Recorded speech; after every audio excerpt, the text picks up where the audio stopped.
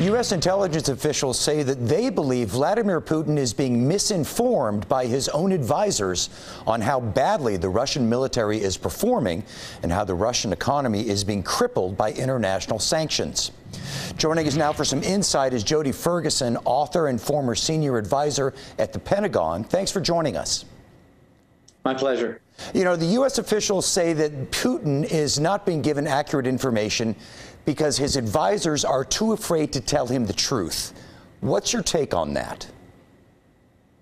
My take is that it's really difficult to know for sure what's going on inside Russia. I know that U.S. intel is probably based on really strong information. However, it's really difficult to say for sure what Putin is being told and what he's not being told.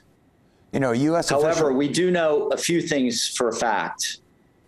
For one, Putin has isolated himself, and it's been that way for months. We know that he's only made one public appearance in Moscow, and that was at the stadium rally behind a wall of bulletproof glass. And we've been hearing reports that he has been holed up in a facility, secure facility in the Ural Mountain region. So whether or not he's getting all the information that he should be getting as a leader of a country at war, we can't say for sure whether that's actually the case, but we do know for a fact that he has been isolated. So there's a very high possibility that he's not getting the type of information he should be getting. With that in mind, how does that influence U.S. foreign policy towards Russia right now? It influences it in the sense that we need to continue applying the pressure diplomatically, economically, and to the extent possible militarily to make sure that he understands what he's going up against, because all of the information can't be kept from him. So what we need to do is continue our concerted joint campaign with Europe and our other allies and partners around the world and continue on the path we've been doing up to now. Now, the Russian military is saying that their main objective is now Donbass. Do you believe they were forced to change that story because of how poorly they have done in the field? Again, I would caution trying to rely on any information what's going on right now on the battlefield. It's the old maxim, the fog of war, is really proven to be the case here in Ukraine, which is ironic given the fact that it's the most covered war we've seen in a generation, for sure. However, I do think that the Russians certainly, what we do know for a fact is they've been meeting setbacks across the battlefield in the south and in the north and in the east, and that this effort to move and perhaps concentrate on the Donbass perhaps could be a sign that things are not going well.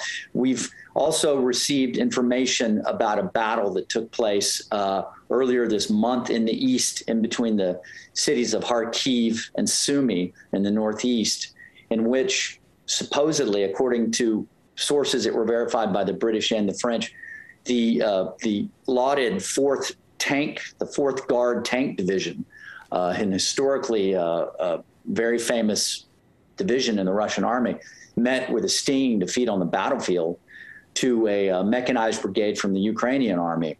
And the fact that it happened several weeks ago and we haven't heard a lot about it has left people scratching their heads. But we've just also received information recently that the head of that army in which that 4th Division was a part of has been relieved of his duties. So that kind of connects the dots and makes us understand that the Russians have been meeting serious setbacks on the battlefield. From what you are able to observe, prognosticate for us a little bit. What are you looking for in the coming weeks and months for this whole situation? Well, I hate to predict anything. It's hard to say. Again, I will reiterate the fog of war has been so prevalent in this war. What we are looking for in the next few days and then in the week ahead is what's going on in Turkey and Istanbul. Can these negotiations result in anything? My sense is no. I think that both sides feel they still have gains to be made on the battlefield before they want to sit down and hash out some sort of peace deal. And the fact that no ceasefire has been called in spite of these negotiations leads me to believe that neither side is really going into it with 100% confidence. Beyond that, what would we be looking at would be the extent to which NATO and the United States become more deeply involved. Will we provide them with MiGs? Will we provide the Ukrainians with high altitude air defense, something they're lacking right now? We've been good on providing them with tactical battlefield weapons, but are we going to step up and provide them with longer range and larger and more qualitative weapon systems? Okay, so many unknowns facing everybody. We are out of time, but Jody Ferguson, as always, we appreciate your time and your expertise. Thank you. My pleasure. You're welcome.